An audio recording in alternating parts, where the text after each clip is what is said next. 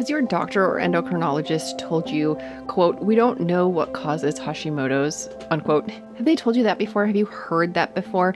That's what we're going to talk about on today's short episode of Health with Hashimoto's. So during the summer, I am attempting to do a short series where every single episode is between 7 and 10 minutes. A couple of them have gone a couple seconds over 10 minutes. So I'm really meeting my goal of 7 to 10 minutes. I'm pretty proud of myself. I wasn't sure if I could stay under 10 minutes, and just going a couple seconds over in a couple, I'm okay with that. If we haven't met before, my name is Esther. I am a registered nurse and I specialize in Hashimoto's, specifically helping you discover simple and sustainable solutions so that you can figure out how to have better health. And I have a path to health with Hashimoto's that we're going to talk about later in this episode. But this specific comment came to me in a direct message, and they said that's what her endocrinologist had told her. We don't know what causes Hashimoto's. And I would kind of agree and kind of disagree with this endocrinologist. Now, obviously, the endocrinologist is a specialist. They have gone to more school than I have. I went to 4 years of school to become a registered nurse, and then I went back to school for 2 more years for holistic health education. Also, I have a lot of learning under my belt, both in the emergency department and then on my own, so that I can help you. The endocrinologist went to school for a lot more years to become a doctor and then to specialize in hormones, which is what endocrinologists specialize in. So he or she has a lot of knowledge behind that answer. And the reason why I would agree with the endocrinologist in that we don't know what causes Hashimoto's is because Western medicine wants exactly one cause for one disease. And if we don't have one cause for one disease, then they say we don't know, typically. For example, the breast cancer gene. Now they can, quote, know what causes breast cancer because we have some genes to link it back to. There's 2 different genes and they're abbreviated BRCA. There's BRCA1 and BRCA2. People can get tested for that. Now, it's not 100% that if you have those genes, you're going to have breast cancer. It's not 100% that if you don't have those genes, you're not going to have breast cancer. But we know that those genes are directly related to breast cancer, and they do increase your risk of getting breast cancer if you have those genes.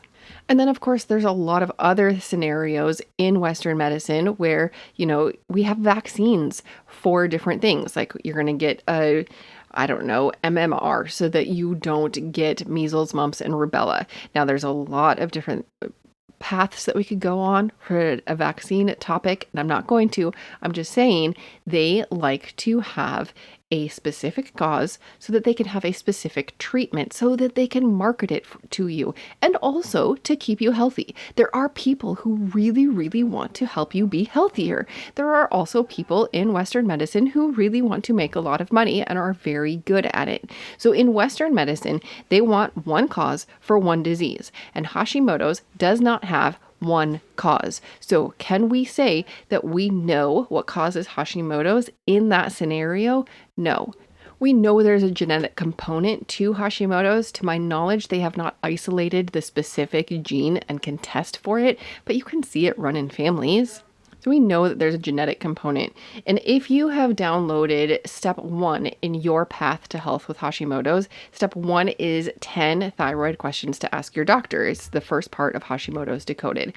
Question number 2 to ask your doctor is what caused my diagnosis? Because a diagnosis is helpful and it determines your treatment plan, but the diagnosis is not the whole picture. And I even say in the explanation about number 2 is your provider may not know the answer to this question. In fact, they probably will not. It usually takes some digging to get to your root causes. And that is why I have provided Hashimoto's Decoded Part 2. Part 2, or Step 2 on your path to health with Hashimoto's, is Hashimoto's Decoded Root Causes. So Step 1 is Hashimoto's Decoded, 10 questions for your doctor. And then Step 2 is the root causes.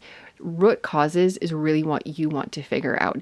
And I feel like when the endocrinologist says we don't know what causes Hashimoto's, they're saying there isn't one specific thing. What I'm saying is we know and we have identified a bunch of different root causes, and it's your job to figure out which ones apply to you based on your health history, based on what you know about your own life and your own situation. A couple of weeks ago, I was serving at a Bible camp as their camp nurse, and it was really fun. But I was talking to one of the kids about migraines, and I mentioned to him that when I was logging my migraines, I didn't find that there was one single trigger. For me, my migraines came when there were three different things kind of coming together, and that was a lack of sleep, increased sugar, increased or any gluten, and poor posture. Now, if you were counting, those are 4 things. I didn't need all 4. I just needed 3 of them, and it could be any 3. I noticed that as I was tracking my migraines, when I had any 3 of those 4, I would get a migraine, but it didn't have to always be the same 3.